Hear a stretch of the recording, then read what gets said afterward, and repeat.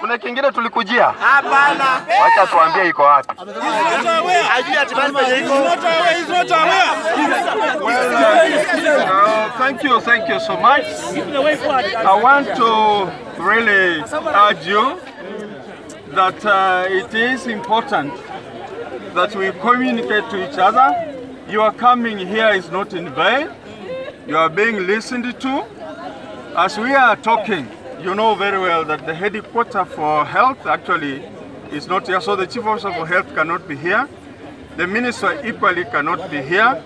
Obviously, the senior most officer you would have expected to meet here is actually the governor, who is not there. Deputy governor. And the deputy governor is not in.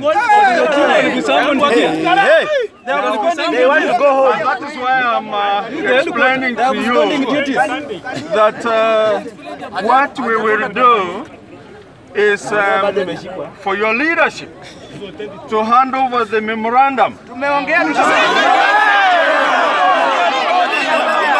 Governor or the deputy governor or the secretary general of the county or the chief county secretary or the chief to address these issues.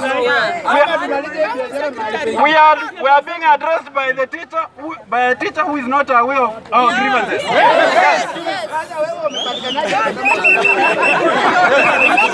Another thing.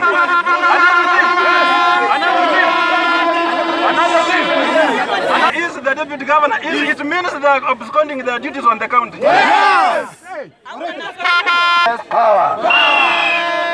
Tumesikia kama wana Kenya kwa radio, kwa televisheni, MPs wakikaa wakisema tunataka hii allowance mara moja wanapewa. MCS wanasema tunataka hii mara moja wanapewa. Nurses wakisema tunataka hii mara moja wanapewa. Doctors wakisema tunataka hii mara moja wako kwa jela.